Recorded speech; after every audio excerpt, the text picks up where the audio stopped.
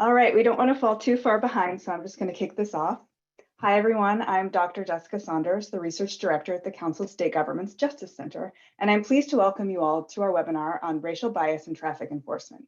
Today, we'll be hearing about the work that has been done in Connecticut to reduce racial bias from a group of panelists who've engaged in this work. But before we get into all of that, I'd just like to give you a really quick intro to the CSG Justice Center. The Justice Center is a national nonprofit that works with all three branches of state government to increase public safety and strengthen communities. We do that by bringing people together and building momentum for policy change, conducting original research, and providing expert assistance.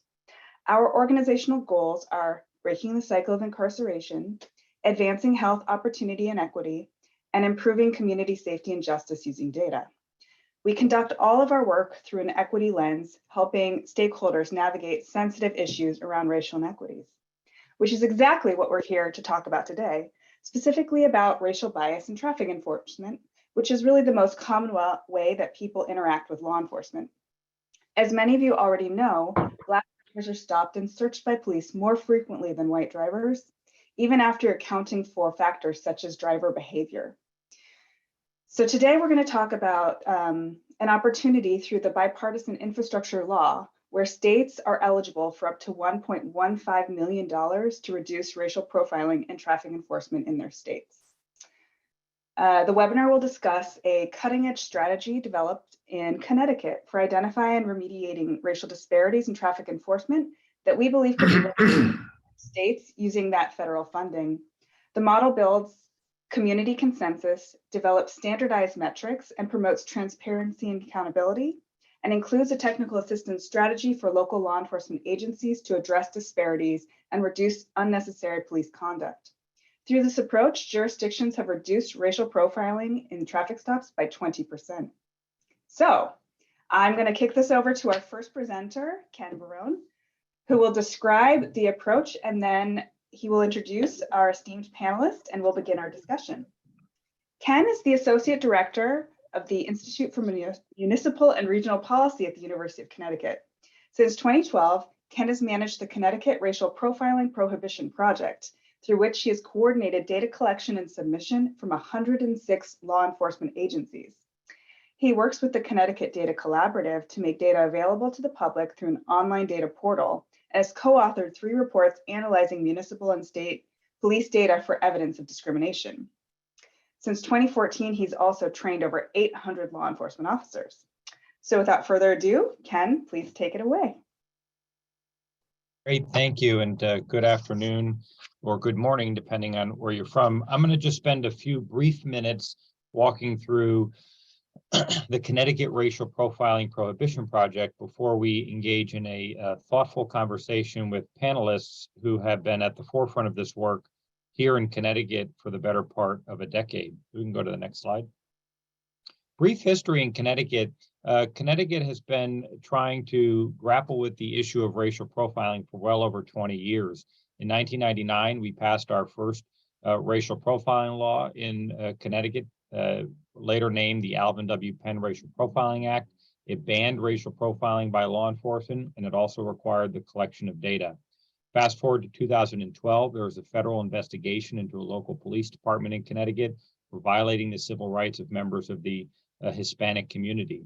As a result of that incident here in Connecticut, the legislature decided to make major reforms to the law to ensure that data could be collected and reported in a more immediate and thoughtful manner, and that data could be analyzed in a more meaningful way.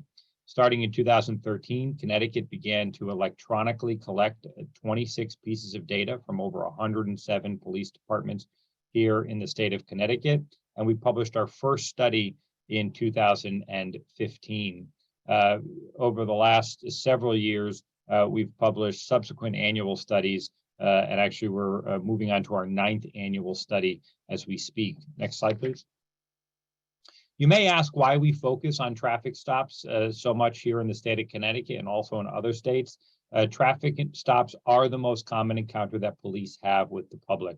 Understanding these basic and everyday interactions is a good way to understand any disproportionate contact that may be occurring between law enforcement and the communities they serve. The issue of race in traffic stops has also been brought to the forefront for the last 30 years in conversations between law enforcement and the communities they serve. Next slide, please. In Connecticut, we really try to focus on answering these three fundamental questions. Do disparities exist in traffic stops? What factors may be driving disparities that do exist in traffic stops once they're identified? And the third and most important question, which we're going to spend some time talking about today, what interventions are most effective at reducing or eliminating those disparities while improving roadway safety? So it's not just about trying to reform a behavior, it's trying to reform a behavior and an outcome that can lead to safer communities. Next slide.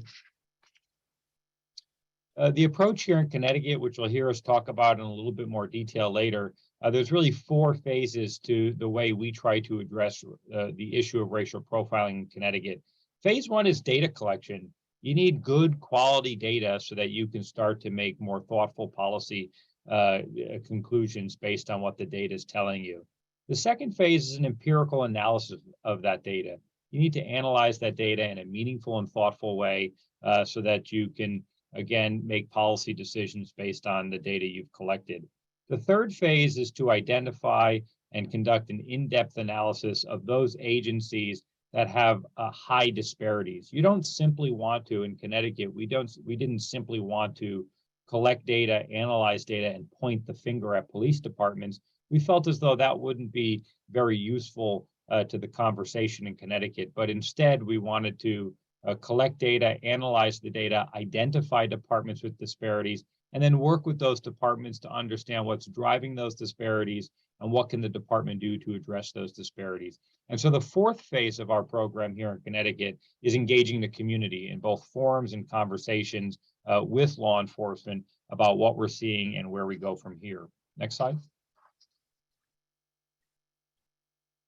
Have in Connecticut what we call the preponderance of the evidence approach. So, analyzing traffic stop data is not new across the country, but what most states have done over the course of the last 20 years is to simply compare who is stopped to some census benchmark, maybe who is stopped to who lives in the community, and then draw some determinations about whether or not disparities exist, and then leave departments to try and figure out how to resolve that disparity. And oftentimes that approach further divided law enforcement and the communities they serve, because law enforcement felt as though the analysis being done didn't appropriately account for certain factors that make policing unique in their community.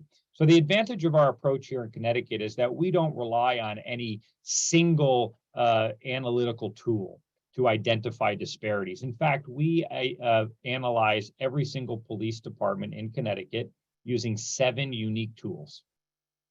And if you are an agency that has significant disparities across multiple measures, we then identify you for additional analysis.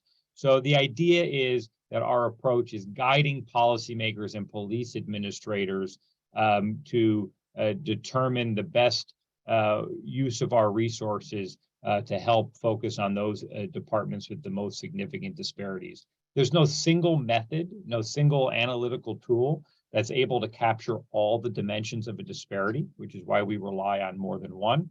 And again, our approach is designed to help build confidence in all the stakeholders involved, both law enforcement and non-law enforcement stakeholders. Next slide.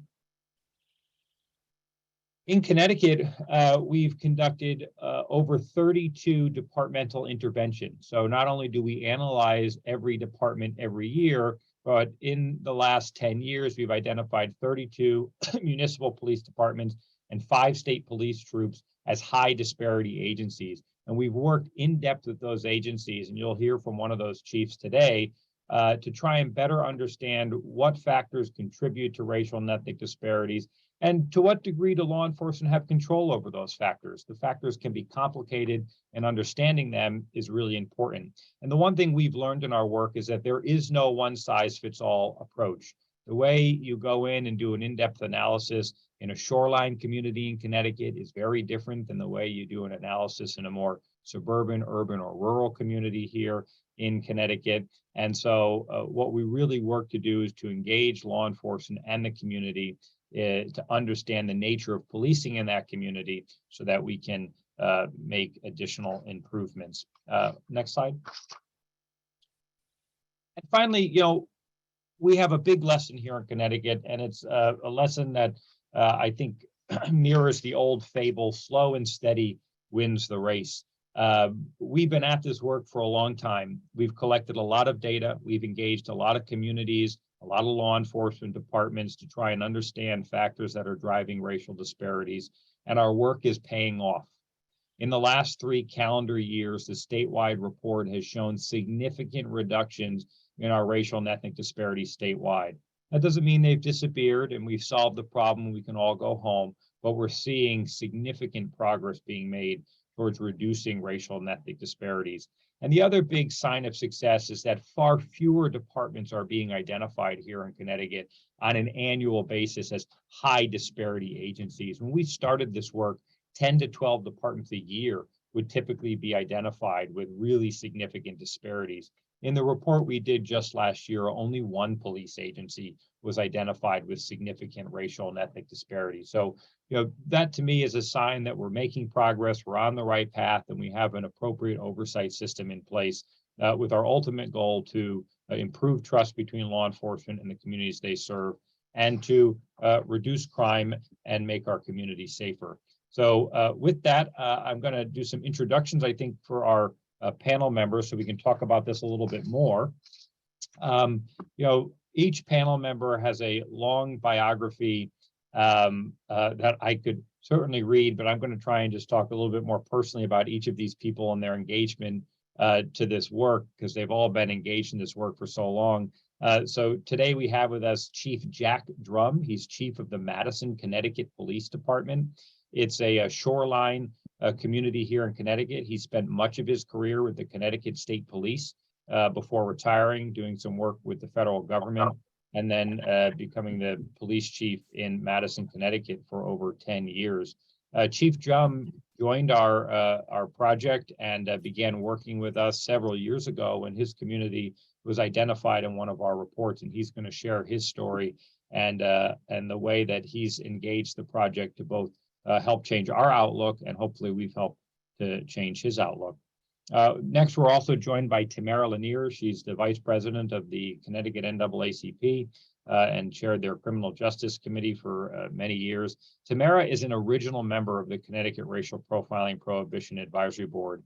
Tamara has been advocating for racial profiling reform even before the state's reforms in 2012. And so she has spent much of her life advocating for reforms here in Connecticut, and she has been one of the most active members on our advisory board for the better part of 10 years.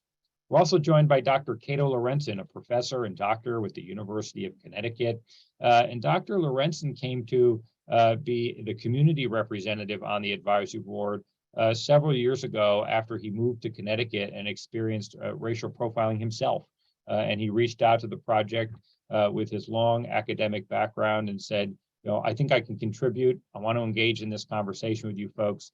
And we engaged him to the advisory board, and he's going to share some of his story. And finally, we're joined by Mike Lawler, Associate Professor of Criminal Justice at the University of New Haven. And prior to his work at the University of New Haven, Mike is a longtime legislator here in the state of Connecticut, chair of the Judiciary Committee, before he then went and worked for former Governor Daniel Malloy as his Criminal Justice Policy and Planning Undersecretary. The racial profiling reforms in Connecticut statute resided under Mike's office. So Mike ran this program and oversaw the implementation of the reforms to Connecticut's racial profiling law in his capacity working for former Governor Malloy. And he also has a long legislative history here in Connecticut that I know he'll share with us as well. So I'm going to turn it back over to Jess, but I'm really excited that all 4 of you were able to join us today and looking forward to hearing some of your story. Hi, everyone. I just got that message that my internet is unstable, so I apologize if I'm going in and out. but I'm so excited to talk to this group of panelists. And so first, what I really want to know about is how everyone got involved in the project and what is their role. So I'm going to start with Dr. Lawrenson. Ken told us a little bit about what motivated you to get involved, but I'd love to hear about what this work means to you and why you continue to stay engaged with the project. Well, thank you, and thanks for having this session. My involvement comes from a number of different standpoints. First, obviously, I'm in coming to Connecticut. I came as the dean of the medical school and vice president of health affairs, the largest employer in Farmington. And I remember going to a gas station and driving to a gas station one evening and parking there. And I experienced, we talk about DWB, driving while black. I experienced BWB, breathing while black. And so I was stopped by police at the gas station and asked for my ID. And I proudly told them I'm the vice president for health affairs and dean of the medical school at the University of Connecticut, and showed them my vice president for health affairs ID. And they said, well, we need real ID, I'm sorry. And so that first experience and subsequent experiences have confirmed to me that we definitely have a problem here in Connecticut in terms of racial profiling. The other aspect is that I'm the editor-in-chief of the Journal of Racial and Ethnic Health Disparities, which is the #1 journal in health disparities in the country, and became very interested in obviously in the area from the medical standpoint. And I wrote a paper that entitled "Racial Profiling as a Public Health and Health Disparities Issue," where I really chronologued how racial profiling has health effects on Black people. And if we look at the longevity of Blacks versus whites, and we look at what's going on, racial profiling is a part of it in terms of longevity, and also in terms of general health. And looked at the number of ways, aside from the George Floyd very obvious way in terms of just being killed, but other ways in which racial profiling creates health disparities for others. And then finally, I was when I looked up and I found out about the work of the advisory board, I was excited to be a part of it. Number one, because of the premise. People have to understand about Alvin Penn, who was a legislator, and how Alvin Penn drove to a town, I think it was Trumbull, and actually he's a legislator, was racially profiled. And unfortunately, they didn't know who they were dealing with, because Alvin Penn then did freedom of information and then got the emails that said, if a Black person comes into this town, run them out. You don't be afraid to stop the person. And that's what led to this blatant case of racial profiling, led to the law being passed. And unfortunately, Alvin Penn passed away, but his legacy is there. And appreciating that and his legacy and being a part of that, I thought was very important. And also, I thought that the way in which the advisory board was being run and the management of it was great, and I was very fortunate and happy to become the community member of the Racial Profiling Prohibition Advisory Group. Thank you so much. And you really set up Ms. Lanier to talk about the role of the advisory board and to tell us a little bit about your involvement in the project.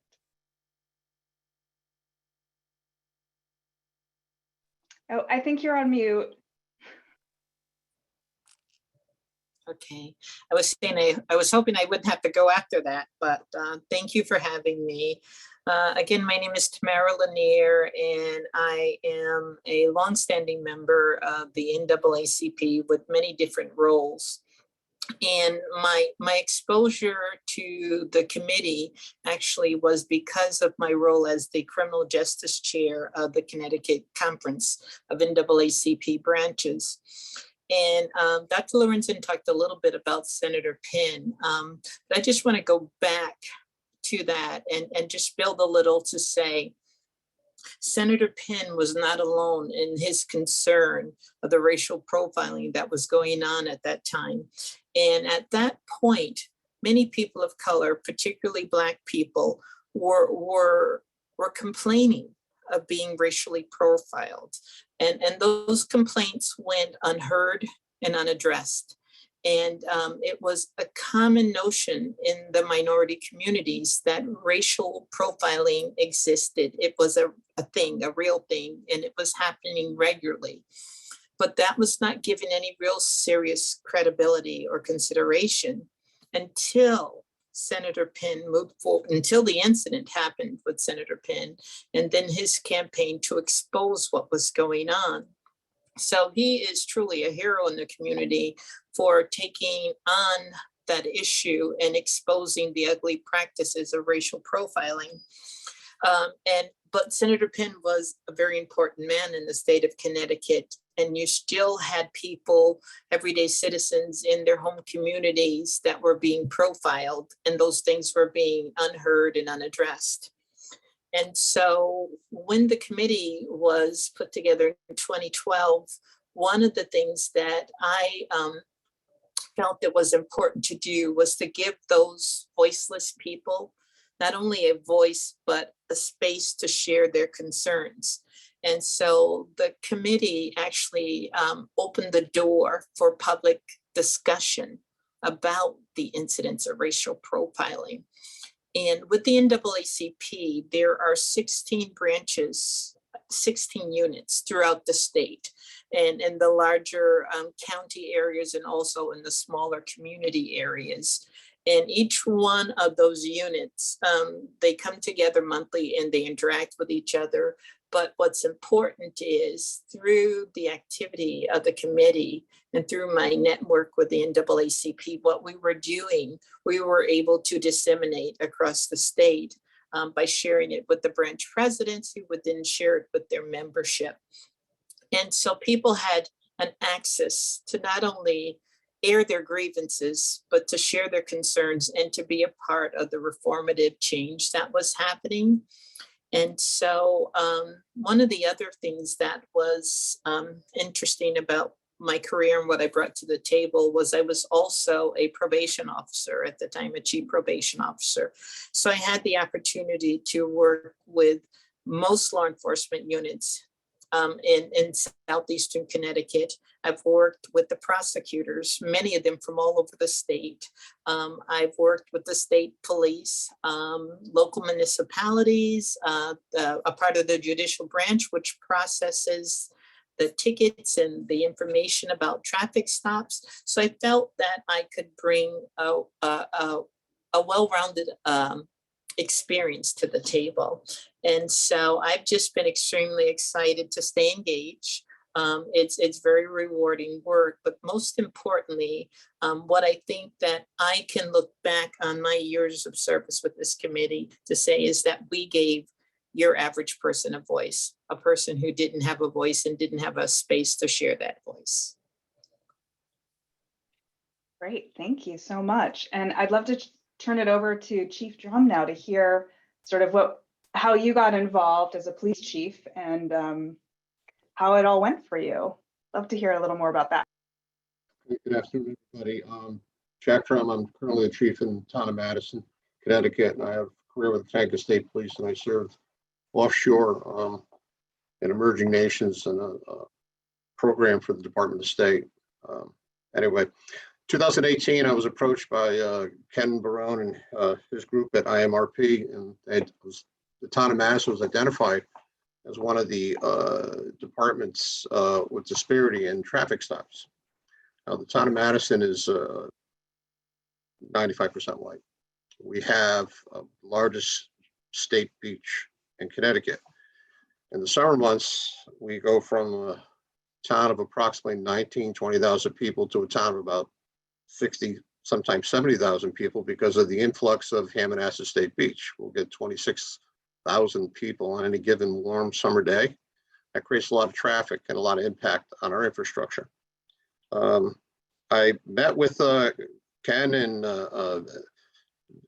then Jim Vazzolero, who works with him on the program, and we had a great conversation. It was very open. It was very transparent. Now, you have to bear in mind that when this first came out and when it was building up from 2012, and Tamara knows, the chiefs tend to circle the wagons. And the message really was not clear.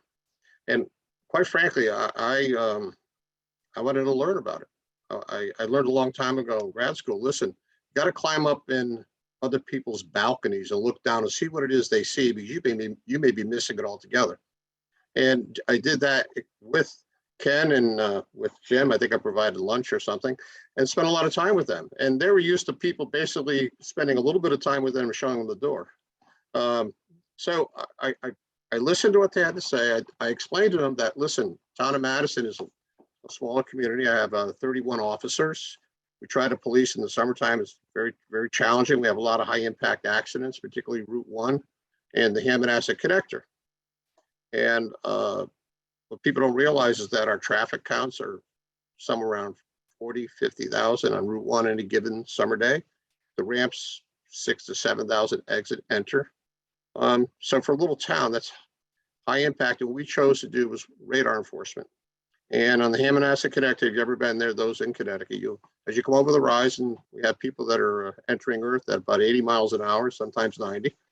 We can't see them. We'll do traffic stops, and getting to know Ken and the program. And we were able to arrive at that our stops were fair stops, particularly after the hearing at the legislature, that we were stopping people 2,500 plus feet away. We have no idea.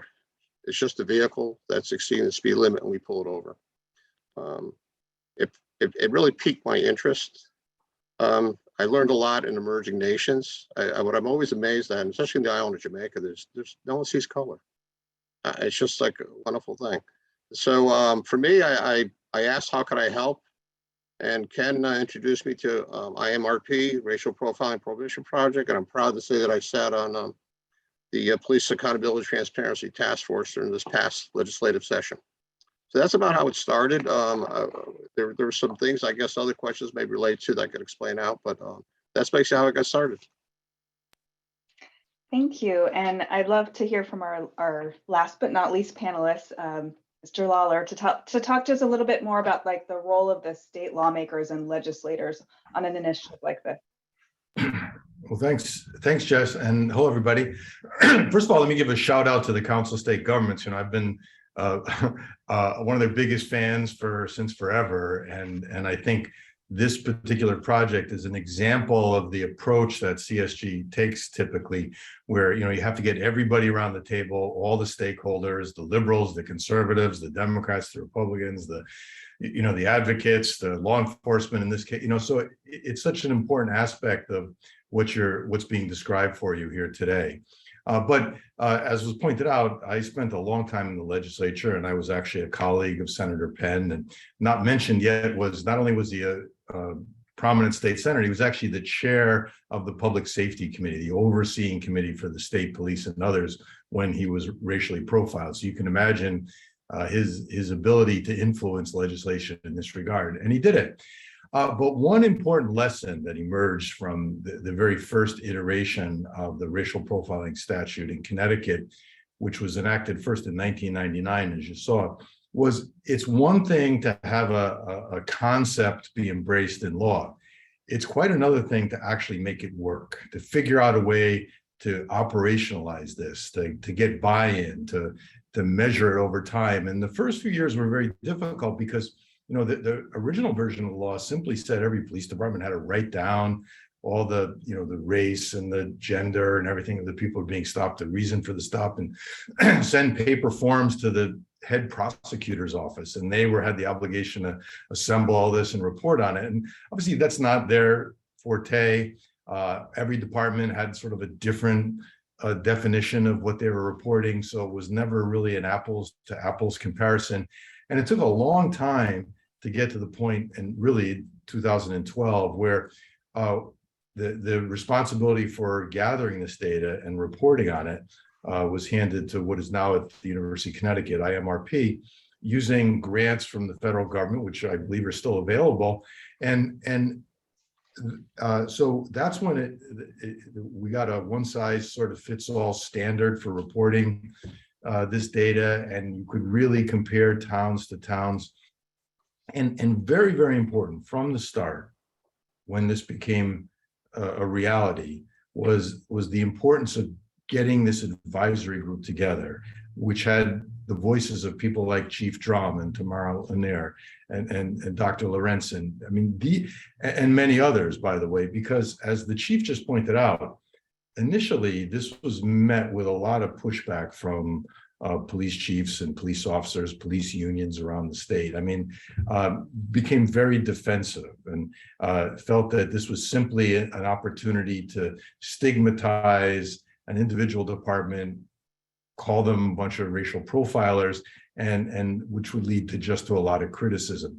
And that's why I think Ken and his colleagues went to great pains to ensure that, well, if you read the report and if you listened to the presentations, you wouldn't hear anybody being labeled as a racist or a racial profiler. What you would see is data that shows outliers.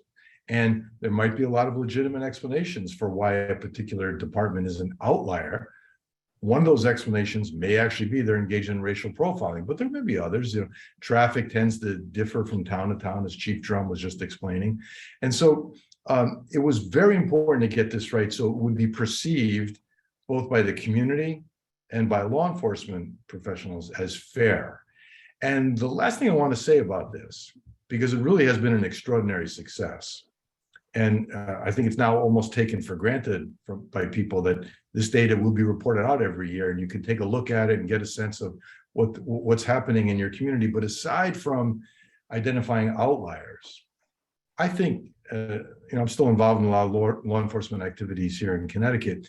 Talking to police chiefs, they actually learn a lot about their department from looking at this data, like how they allocate their resources, which part of towns they patrol, and what they're getting for that. And there's plenty of examples of stuff that sounded logical, but didn't bring the kind of results that one would assume you'd get. Like, for example, high traffic enforcement in high crime neighborhoods.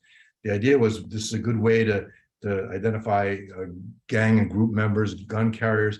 And it turned out that when you're stopping people for simple equipment violations, for example, that it really didn't have a big impact on crime, right? And it's a learning tool. And I think now it's very valuable, not simply to identify where there's potential racial profiling happening, but also to help police departments accomplish what I think is the number one goal, is to prevent crime and have less crime. There was one other thing I wanted to say, and I just drawn a blank on it, but in any event, that's my perspective and my experience. Jess, if I could just quickly build off of one thing Mike had said at the end there, which I think is important. I'd like to, dig into this a little bit more, but the idea that this information is used as a tool to try and shed light on police practices that maybe departments didn't even understand the return on investment. I like to use this very concrete example because I think it shows sort of the power of data. And when you engage law enforcement in these conversations, there's a police department that we were doing work with that was at the time stopping more drivers for low-level lighting violations than any other town in the state of Connecticut. Put it in context, almost half of their stops were for defective light, a headlight out, a tail light out, a brake light out, which was very unusual. Typically, you see less than 10% of a department stops for that reason. And when we engaged the conversation, the department in a conversation, he said, listen, it's part of our roving DUI patrol. We send officers out during peak drinking hours, and we have them stop cars for any low-level reason they can find so they can interact with the driver. Where are you coming from? Where are you going to? Have you had a drink tonight? And if they hadn't, and they seemed as though they were sober, they'd say, hey, just so you know, your brake light's out, you should get that fixed, and have a nice day. There's no financial penalty for these stops, meaning, we weren't seeing drivers with a brake light out being issued an infraction, but we were seeing that it was driving a significant racial disparity. So the next logical question you ask as a researcher is, okay, is it effective? Because at the end of the day, our opinion was if it's an effective policing tool, then the department could at least go and engage their community in a conversation to say, we understand that there's a racial and ethnic disparity in our data, but this is what we're trying to achieve, and here's our return on investment, and it's effective, and therefore we're going to keep doing it. And the truth is the department didn't really know. And so, we went back and did some additional research with the agency, and what we found is that out of 1,608 drivers they stopped for a defective lighting violation during peak drinking hours in a 12-month time period, they had in fact only found one drunk driver. they were much more likely to find a drunk driver when they stopped a car for a significant moving violation. And we worked with the department to break down what those moving violations were. And then we worked with the department to help them devise a strategy that allowed them to achieve the goal they wanted to achieve, which was to get drunk drivers off the street, to make the road safer, and to not inadvertently drive a racial and ethnic disparity. And a year after the intervention, defective lighting dropped by over 70%. Their stops for crossing the double yellow line, which is a big indicator of intoxicated driving, was up 200%. And overall, arrests for drunk drivers was up almost 250%. And their racial disparity disappeared. That's the key, right? And so it's just I just wanted to provide sort of a concrete example of how when you engage departments in this type of work and you can engage them about data and what it says and what their goal is, you can try to, our goal is to always build win-win outcomes so that we can learn something, they can learn something, and the community is better off for it. Can I add one quick piece to that? When we're talking about engaging the departments, one thing that I think was very beneficial in terms of the outreach to the police department was making them aware of the trauma associated with traffic stops, particularly for young Black men or young people of color. And what I was able to discern was that some were stopping, obviously, and these were incidents of racial profiling, but there were officers who just wanted to stop and have an encounter with a subject to get to know the people in their community. And so I remember conversations that we had about, that stop and the trauma many people feel and associate with that police contact. And it was really in those discussions where I think officers and police departments became aware of this trauma associated with the traffic stop and how minorities responded to those stops. And I think that there's a greater awareness now and a greater sensitivity to that wasn't there before. I think you guys are really speaking to the heart of the project, which is having sort of a education go back and forth between law enforcement and the community. And I'm hoping that maybe Dr. Lawrenson can talk a little bit about how you brought the data to the community, how they responded, and how they participated in either commenting on the analysis or how you use that analysis to make changes. Well, I think what I like to do is, if I can, I know it's maybe a little bit off script, but I just want to sort of talk about the two things I think I'm most proud of in terms of my work with the advisory committee. And the two things are, I was here long enough where we're sitting around the table and we're talking about issues about racial profiling, and someone on law enforcement around the table saying alleged racial profiling. And at some point we said, listen, we need, I said, listen, we need to have a mission and vision before we can move forward here, because I'm just a newbie around the committee here, but we need to make sure we're on the same page. And so we got together in my office, and Ms. Lanier was there, others, but we had a large number of people, people from law enforcement around the table. And we said, we had a come to Jesus meeting and said, this sort of if there's racial profiling, what's going on, alleged racial, let's make sure we're all here for the same, on the same page. We know what happened to Alvin Penn. We know this is going on in the state, in the country. And I think that what I'm most proud of is the website. If you go to the website and you click on the website, it's very bold. It says racial profiling has historically occurred and continues to occur throughout America. And that was a milestone where we all came together and we're all on the same page and said, racial profiling is here in Connecticut. It's here everywhere. And we had everyone around the table, including law enforcement. The video that's there at the website is very, very powerful, with three police officers who are saying, we're the human race. and there is racial profiling, and we have to stop it.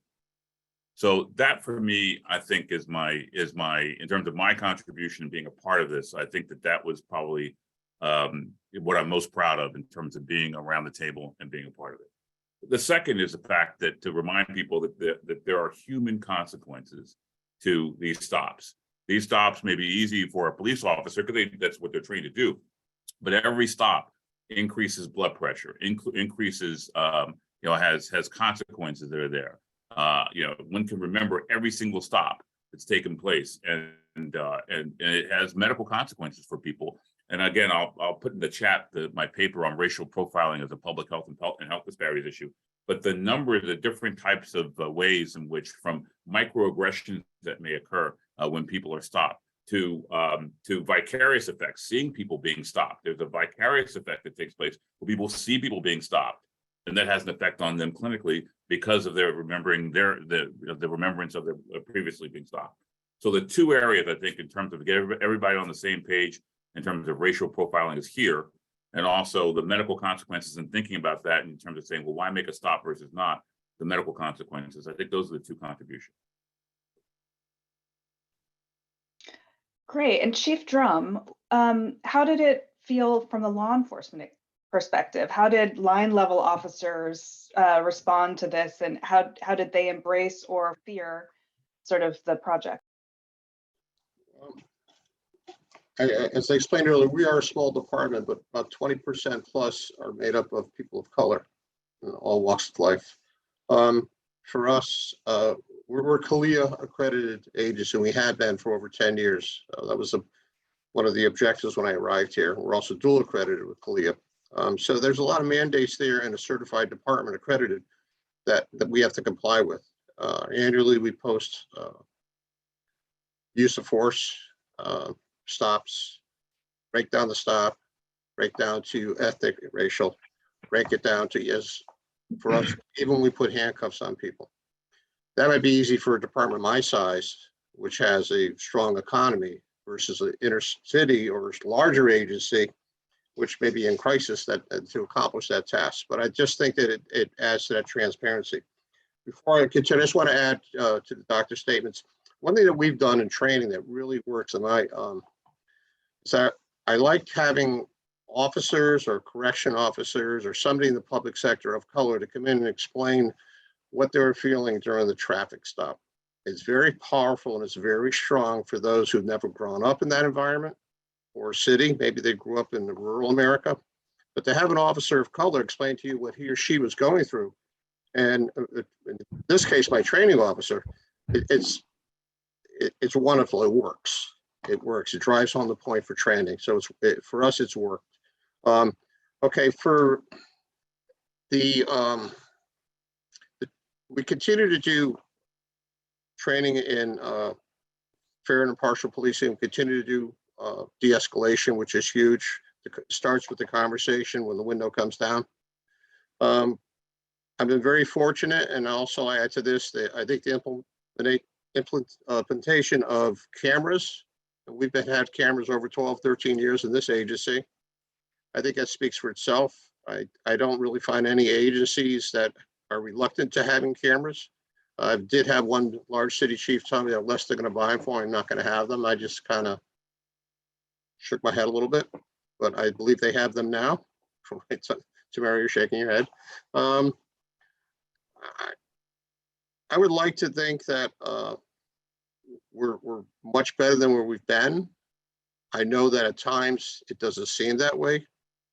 But I'm going to continue, and I'm joined by other contemporaries, particularly in this state, that we want to do the right thing at the end of the day, that we want to do the best we can to end any racial profiling, most certainly the questionable motor vehicle stop. I have some opinions on some of the things. I don't understand why we have them in the General Assembly as laws. There's no secret to Tamara or Ken. I cringe when I hear a vehicle stop for compliance. That means that maybe taxes weren't paid on the vehicle, and there ended up subsequently in a statute allows the town or municipality that maybe have tax due on that car to have the registration suspended, and further to have the operator suspended. I don't understand where that's a function of law enforcement.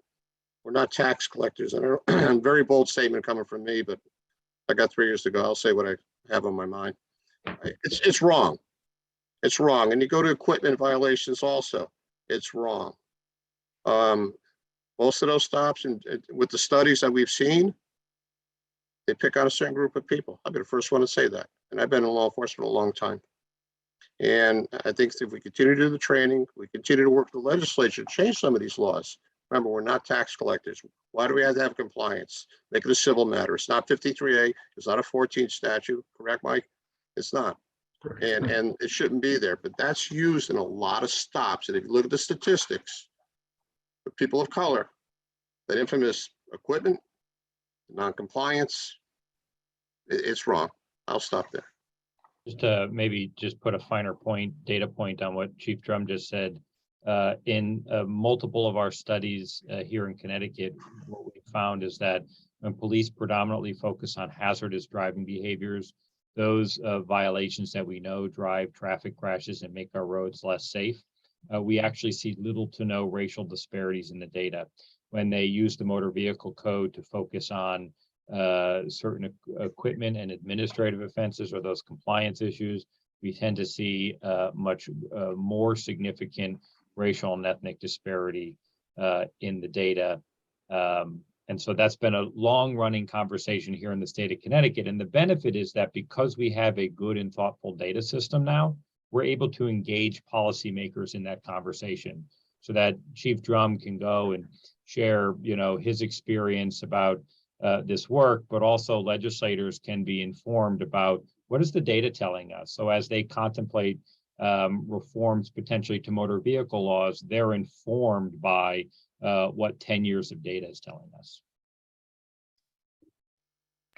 Thank you. So this conversation is fascinating. We only have 10 minutes left, so we're going to do a speed round right now.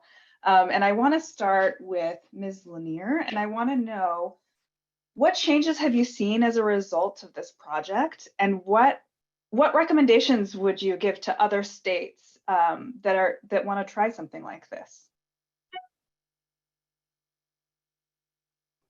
I think you need to unmute yourself again. I think the most important change that I've seen is the willingness of law enforcement to meet us in the middle. Originally, early on, we were on polar opposite sides. And I think if we speak honestly today, we can say that we're sitting at the table and working collaboratively, understanding that racial profiling is a thing, and working, like I said, collaboratively to resolve that issue. One recommendation that I will give, and I'll go back to the original Alvin Penn Act and the legislation that created the first collection of data. There was no, there wasn't an investment in the legislation, meaning that it was an unfunded mandate. The work that needed to be done needed funding to do. And so in 2012, when things changed, one of the things that changed is it created this committee.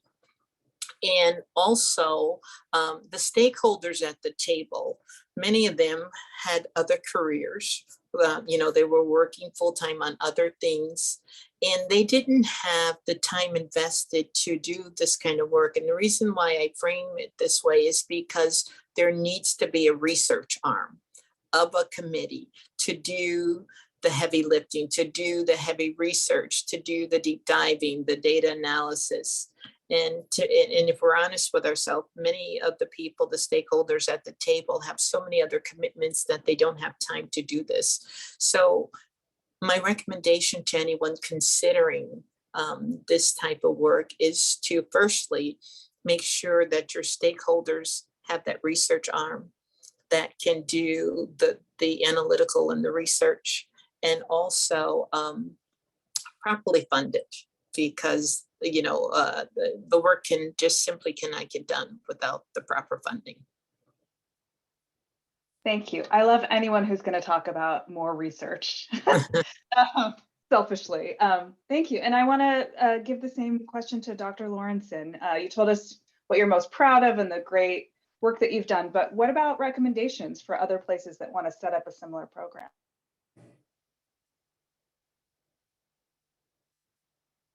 I think that the model that has been set up has been very good, number one. And so people should look at the model.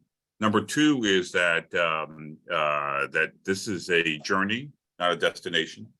And so that if someone's going to do this, you've got to say, we're going to do this for 20 years with a veto-proof initiative to say we're going to invest and make this something that we're going to be doing for the next 20 years. Ken Barone's done a fantastic job in taking something that had a relatively short half-life in the very beginning and really extending it. And now it's actually been institutionalized. It's now has a foundation inside the University of Connecticut, and it's got something so it's really has been institutionalized as something that is important.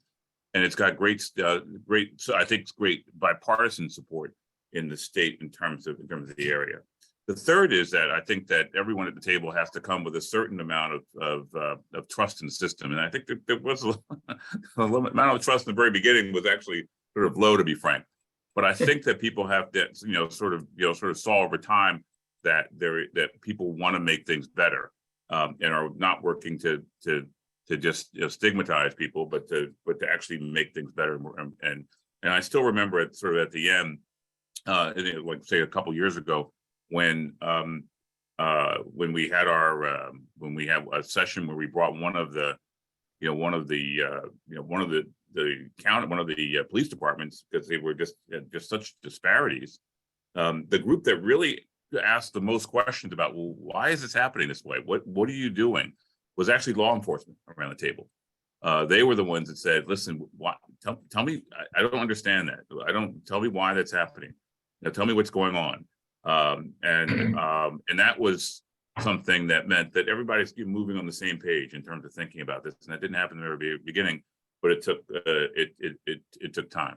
So I think that those are the recommendations. And also follow up, I believe, and I'd like to see us do more in terms of following up on the medical consequences of racial profiling in police stops, because I think it's an important area that is under characterized and underexplored, but makes a big difference in terms of the lives of Black and brown people. Yeah, very well said. Chief Drum, could you give us your perspective on what advice would you give other departments or other states that are going to undergo something like this? What helped you be successful in getting your department on board? Embrace it. I think you need to immerse yourself into the department, be fully transparent, open up your records of data to IMRP, the case. You will learn a lot. They will learn a lot about you. They'll understand what maybe challenges you have within your community. I think for the officers, it's an opportunity to immerse themselves and receive training and awareness, and perhaps an area it's always room for improvement. As I said before, in law enforcement and the subject of fair and impartial, there's a lot of discussion within. And the sad part is, in this country, it varies by what region you're in. I'd like to think we here on the East Coast, I'm not taking nothing against the West Coast. I see looks like the San Francisco Bridge there. I'm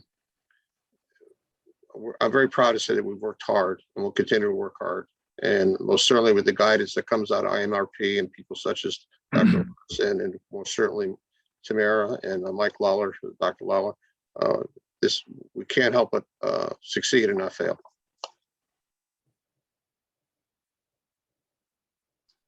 Thank you. And Mr. Lawler, what lessons would you give to other states in setting up something like this from the state perspective? What do you think is important, and what advice would you give? Well, one thing that comes up a lot, and this is like an obstacle that you can anticipate, is this confusion over what is the exact definition of racial profiling. And I think you have to deal with that, right? So like in our law, the law that passed in 1999 defined it as stopping a car solely because of the race or religion or gender or whatever the driver, right? And police officers would say, well, I stopped the car because it was violating the law, right? And so therefore it's not racial profiling based on that very explicit definition. And you know, obviously racial profiling is more than just, it's not the only reason, but you know, Ken alluded to what happened, what was actually my hometown, East Haven, when they got into trouble with the feds.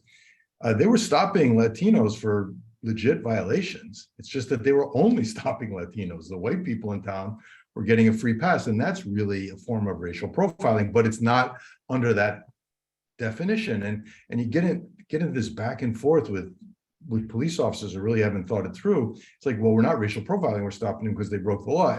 And just be aware that that's going to come up as an argument. And the final thing I want to say is that I think the ultimate value of this enterprise, and Ken mentioned it earlier on, is that at the end of the day, if you get this right, there'll be fewer disparities in police behavior, right? I think it's kind of like the Hawthorne effect, right? I didn't know what that was until someone explained to me, but it's like when you think people are watching you, it changes your behavior. And I think police now are aware that they have to report all this stuff. So even they might not have thought about the potential perception that they were engaged in racial profiling, you know, so that implicit bias. But I think now it causes people to think a little bit more before they act. And it's also worth noting that the success of this project in Connecticut has led to its expansion into other areas. For example, by law, all police uses of tasers are now reported in a very similar way to IMRP at UConn, and all of that data is used to figure out what you know, is there a bias there, but is it an excessive force situation? And very recently, the legislature required uniform reporting of uses of force in much the same way as we're describing with racial profiling or traffic stop statistics. So it's you know, it's 2022, right? And this is a doable thing, and I think, you know, future policing, just like all aspects of government, are, you know, going to be subject to this kind of visibility, transparency. And, you know, as they say, sunlight is the greatest disinfectant. And I'll defer to Dr. Lorenzen on that, but it makes sense to me. And I think the more we understand about what's happening in the real world, the more we're likely to adjust our behavior to deal with things maybe we didn't intend to cause. Thank you. We are really at time, so I apologize to Eileen McCarthy that we're not going to get a chance to respond to her question right now, but I did want to throw the question about funding to Ken to close this out. So Ken, please describe the funding and how to use it. Yeah, so the last thing is that we've been really fortunate here in the state of Connecticut to be supported entirely through federal funds made available by the Federal Department of Transportation, the National Highway Traffic Safety Administration, from the inception of this work in 2012. Most people, when I tell them, they think that's, well, what do you mean? DOT is funding this work? Believe it or not, under the George W. Bush administration in 2006, the federal government created at the time a fairly small grant program called, it's a technical name, called the Section 1906 funding, that provides funding to states that have a law that bans racial profiling and that have a law that requires the collection of data. That law was significantly expanded in the Bipartisan Infrastructure Bill that was signed by President Biden just last year. And so the hope is that more states will engage in this work. More states will apply for those federal funds so that they can utilize those funds to build programs similar to what we have here in the state of Connecticut. And from our perspective in Connecticut, we're grateful that Congress has decided to reauthorize that program for the next 5 federal fiscal years so that we can continue to do the work that we've done and to build on that work. So for all those states out there listening that are thinking, this sounds like an interesting initiative and I'd like to engage in this work, but I'm not sure how I'm going to fund it, give Council of State Governments a call. The federal dollars are there and we can help you figure out how to secure those. Thanks, Ken. I'd like to reiterate that. Please feel free to reach out to me or to Ken if you have any more questions and would like more information about accessing funding and the types of support that we can provide for you. I want to thank all of our panelists for coming today. You guys were fantastic. Really helped me understand the project and what it means to communities. So it was invaluable to have you here. Thank you so much. Thank you, Ken, and thank you everyone who came to attend the session. Have a wonderful rest of your day. Thank you. To everyone.